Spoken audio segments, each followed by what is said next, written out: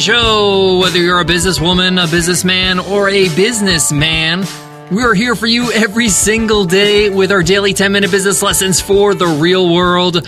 I'm your host, your coach, your teacher, Omar Zenhom. I'm also the co-founder of the $100 MBA, a complete business training and community online. I hope you enjoyed my little reference to Jay-Z there. Hey, I got to change it up, guys. Every time I got to do these intros, right?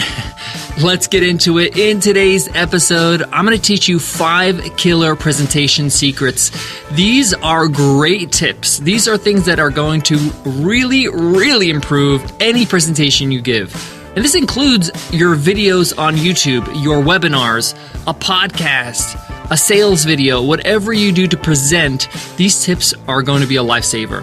These are things I wish I knew when I first got started. These are things I've learned along the way that can really change the way you present. They can really up your game with some little tweaks.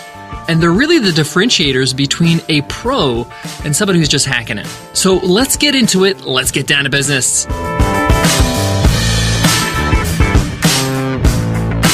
Today's episode of the $100 MBA Show is sponsored by The Art of Charm. The Art of Charm is a top podcast on iTunes. I'm talking about one of the best podcasts on all of iTunes, and that's because they really help you by bringing on experts to show you how to be a better listener, how to be a better thinker, a better negotiator, a better communicator. They just help you get better. And they've been doing this for over 10 years now. One of the oldest podcasts on iTunes, and it sure is one of the best. Hosted by Jordan Harbinger. You've heard him here on the show before. Check them out. You're on your phone, you're on your device already right now, listening to this podcast. Go ahead and subscribe to Art of Charm and thank me later. So today I'm going to be teaching 5 killer presentation secrets. These are things that you need to really take notes on. If you're driving right now, if you're doing something else, make sure you revisit this episode and jot down these notes and take a look at these notes every single time you're on video, you're on the mic, you're being interviewed, you're doing a sales video. Anytime you're presenting in front of a group, whether that's virtually or in person, these are going to save you. These are going to really make you look like a pro. All right, so let's get into killer tip number 1, energy. You have to present with energy. Now, many of us, we don't speak with energy because we think we have to be serious and we have to seem professional. And therefore, we sound very monotone and very boring. And the point here is if you don't have people's attention, you're really worthless. Whatever you say is not going to matter. They're not paying attention. So energy is very important. I mean, imagine I started the show sounding like this. Hey guys, this is the $100 MBA Show, and today I'm going to be teaching you how to save money on office supplies. Completely different from what we normally do, and that's because energy matters. Now, you don't have to scream out, hey-oh, every single time you start a presentation, right? I actually recommend you don't. But the point here is that you have to be up. You have to be positive. You have to come in with energy because energy is contagious. And when you put out that kind of energy, people will feel that energy and they're going to feel better. They're automatically going to associate those better feelings or those good feelings with you. It's not only about the content, the words you deliver, the information. It's about how you deliver it. And this is something I had to learn the hard way. I was a teacher for 13 years at the high school and university level, and I thought if I can give them the right information, they'll pass their tests and they'll be great. No, the delivery is just as important. You're an entertainer, you're a performer, just as much as you're a content producer. So energy. Tip number 2, speaking too quickly. And a lot of us confuse speaking quickly with energy. We think that we need to speak very quickly and so we can get the point across and so people can understand. And we think that's energy. But unfortunately, a lot of us speak too fast. And this is something I had to work on. I'm a native New Yorker. And one of the things I had to learn as a teacher is to slow down. And I could speak with energy, but by slowing down, I know that I am communicating to everybody. Some people are okay with fast speakers, but there are many people that don't understand people that speak quickly. So make sure you slow down if you're a fast talker. You could speak slowly, but have energy. You see how I just did that? You can speak slowly, but have energy. Energy comes from an attitude from inside, and speed has really nothing to do with it. Now, it doesn't mean that you can't speed up your speech sometime, but you can't be speaking fast or quickly the whole time. That's a huge no-no. In fact, you should speak fast sometimes, And that moves me to killer tip number 3, which is contrast. This is something I learned from Michael and Amy Port, the founders of Heroic Public Speaking, the best experts I know when it comes to public speaking. And they're really good at teaching contrast. Now, contrast means having some sort of difference in the way you speak, in the way you move, in the way you present, a contrast in your slides, whatever it is. The way we see things is through difference.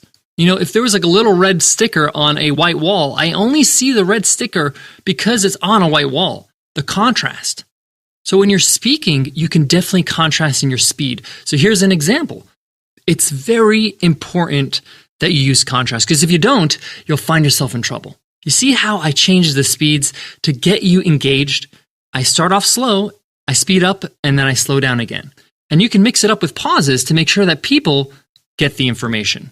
See how I paused before I hit you with the most important information of that sentence? So contrast is so important. So use contrast in your speech. Even use it in your body language. You might be animated 1 second, but calm down and not move as much when you're trying to drill home a point. One of the things that Michael Port taught me is that when I'm making a point is to land on it. And that means to stop after you make a very important point. So make sure you land on important points. All right, let's move on to killer tip number 4. Tangents are not your friend. Tangents are not cute. They're not fun. A lot of us think that it's a quirky thing when we go on a tangent and we go off topic for a bit and then we go back on to the topic. If the tangent has nothing to do with what you're trying to communicate, if it's not a story that augments your point, then it's a waste. And most people go on tangents because they didn't rehearse, because they didn't actually plan out what they're going to deliver when they're in front of an audience, whether it's on video or on a webinar or in an interview or whatever.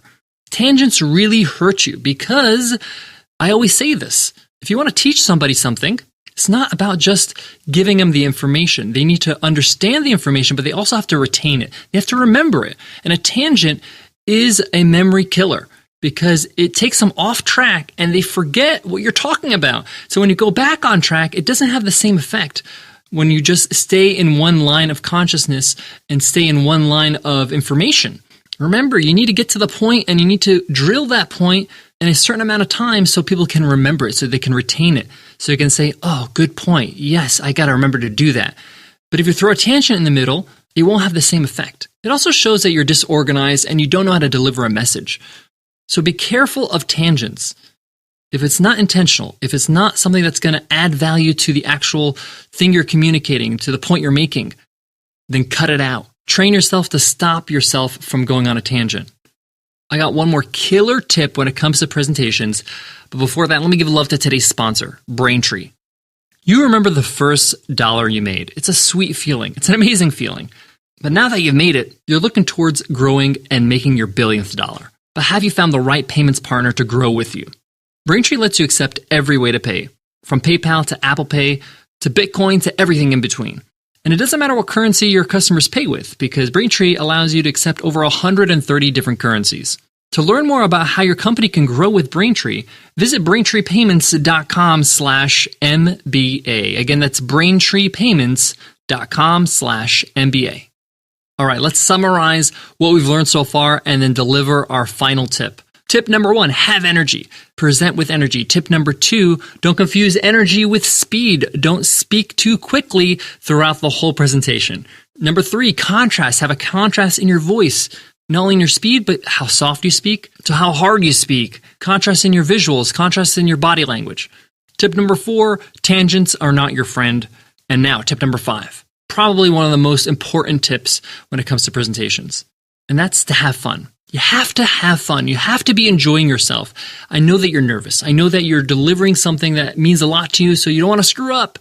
But you got to at least smile. You got to at least look like you're enjoying yourself and you're delivering something that you love. Why? Because, again, it's contagious. If you're having fun, they're going to have fun. People want to be entertained. People want to feel good. Yes, they want to learn, but it doesn't mean it has to be boring. Use humor. If you like to laugh, you like jokes, add some jokes in there, some funny anecdotes, some references. Get interactive if you can with the crowd. Trust me, everybody who gets on stage gets at least a little bit nervous, but it doesn't stop them from having fun and realizing that, hey, the more fun I have, the better this is going to go. But the reason why having fun is really important is because sometimes things will go wrong. Sometimes you're going to mess up. Sometimes you're going to forget what you're supposed to say. Sometimes your slides are not going to work. Sometimes the technology is going to fail you. And you're going to have to roll with it. But when you're having fun, it's easier to roll with it. You could say, hey, it's okay. Let's just go off script. It's okay. Let's change things up. But when you don't have that mindset of having fun, you really get nervous. You really panic. Oh my gosh, my slides are not working. Oh, I need my slides. If I don't do this on my slides, it's over. No, it's not over. You know your thing. You know your stuff. You put this thing together. You rehearsed. Let's have fun with it. Let's try something new. Let's see if the crowd can guess what the next slide is. Whatever it is, have fun with it. All right, guys, that wraps up today's lesson. I hope you loved it. If you did, let us know. Give us a shout out on social media. Tell your friends about the $100 MBA show. Spread the word. Let them know that you listen and just drop a link, 100mba.net/show. Thank you in advance for letting others know about the $100 MBA show and helping us grow our audience. Before I go, I want to leave you with this. Just like anything in life, it takes time to get good at something, to get great at something. And that includes presentation, that includes speaking, that includes being on video or camera, or just communicating your message with somebody one-on-one. The more you do, the more comfortable you're going to be. The more you're going to feel like this is something that you're enjoying. It may not be so enjoyable at the start, which I get. But get over that soreness, that soreness that you have with exercise. You have it when you do new things like presentations. And once you do, you're going to feel great. You're going to feel like you're getting better, and you're going to feel like you have a really good shot at mastering this, at being better at it. And the funny thing is that, and this is probably the biggest secret of all, the bar is really low.